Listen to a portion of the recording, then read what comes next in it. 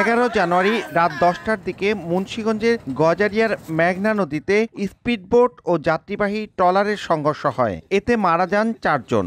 এর আগে 6 জানুয়ারি ভোরে ঘন কুয়াশায় লঞ্চের ধাক্কায় ধলেশ্বরী নদীর মুক্তারপুর সেতুর 19 নম্বর পিয়ারে নিরাপত্তা বেষ্টনী ক্ষতিগ্রস্ত হয়।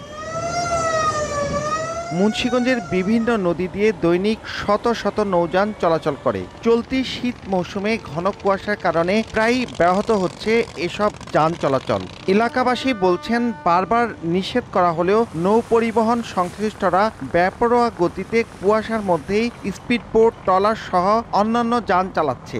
এমনকি বেশিরভাগ যানে নেই ফগলাইট। কুয়াশার সময় বালুর বলগেটগুলো যদি বন্ধ রাখে তাহলে চলাচলে সুবিধা হয়, অ্যাক্সিডেন্টও কম হয়। এরকম দেখা যাচ্ছে কেউ হচ্ছে কি কোনো ফগলাইট ইউজ করতেছে না। এটাকে যদি এখনই নিয়ন্ত্রণ করা না যায় তাহলে ভবিষ্যতে অনাকাঙ্ক্ষিত এরকম ঘটনা আরও বাড়তে থাকবে। প্রশাসন যদি নিজ দায়িত্বে এটা হ্যান্ডেল করে তাহলে এই দুর্ঘটনা থেকে অনেকটা সচেতন হওয়া যায়। কুয়াশার সামনে কিছু দেখা না গেলে সেখানে নোঙ্গর করার নিয়ম রয়েছে। বিআইডব্লিউটিএ বলছে, নৌপথের আইন না মানার কারণেই ঘটছে দুর্ঘটনা। ঘন কুয়াশায় আরও সতর্কতা অবলম্বন জরুরি বলে মনে করেন সংশ্লিষ্ট কর্মকর্তা।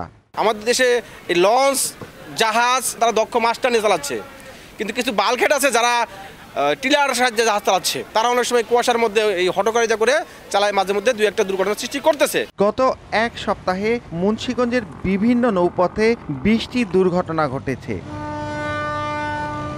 পদ্মা, মেঘনা এবং এই ধলেশ্বরী বিধৌত মুন্সিগঞ্জ জেলায় 101 কিলোমিটার প্রথম শ্রেণীর নৌপথ রয়েছে।